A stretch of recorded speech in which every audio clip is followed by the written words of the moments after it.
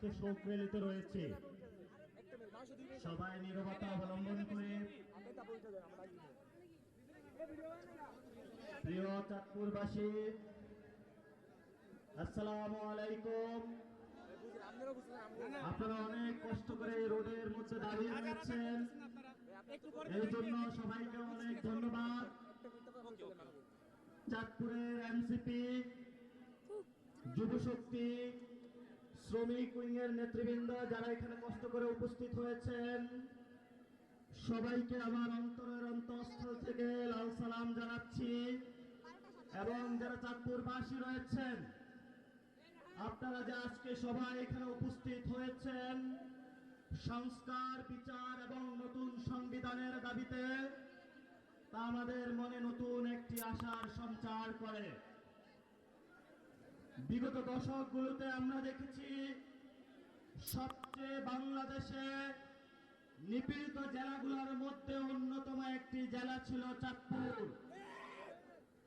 দল মত নির্বিশেষে চাঁদপুরের অসংখ্য মানুষকে গুম করা হয়েছে, খুন করা হয়েছে। আমি যখন মিরপুরে একটা দোকানদারের সাথে দেখা হয়েছিল, তাকে জিজ্ঞাসা করলাম আপনার বাসা কোথায়। সে একটি রাজনৈতিক দলের কর্মী ছিল। পুলিশের গ্রেফতারের ভয়ে 6 মাস তার কোনো বাচ্চা এবং বউয়ের দেখা পায়নি। মিরপুর কমার্স কলেজের সামনে এসে একটি চা দোকান দিয়ে ঢাকা শহরের মধ্যে পালিয়ে বেরিয়েছিল। এমন অসংখ্য চাঁদপুর তরুণ তরুণীর গল্প রয়েছে।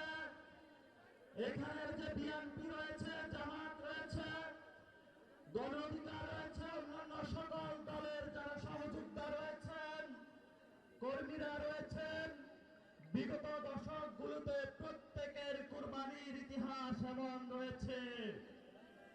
আমরা চাঁদপুরের মধ্যে কোনো দলাদলি বিভেদ করতে চাই না, কিন্তু চাঁদপুরের মধ্যে কোনো চাঁদাবাজদেরকেও আমরা প্রশ্রয় দিব না।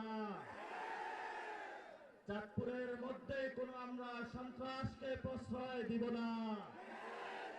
চাঁদপুরের মধ্যে আমরা কোনো বালু দখলদারিত্বদেরকে প্রশ্রয় দিব না। প্রিয় চাঁদপুরবাসী, এই মাটিতে জন্ম হয়েছে, এই মাটি থেকে পৃথক করার সাধ্য একমাত্র আল্লাহ তাআলার মৃত্যুর মাধ্যমে এই মাটিতে আমি পতিত হব। কেউ যদি ষড়যন্ত্র করে আমাদেরকে বারবার হত্যা করতে আসে, খুন করতে আসে, ততবার আমরা আবার জেগে উঠে বলবো, বাংলাদেশে আর কোন ফ্যাসিস্ট খুনি হাসিনার মতো স্বৈরাচার আমরা কায়েম করতে দিব না, ইনশাআল্লাহ।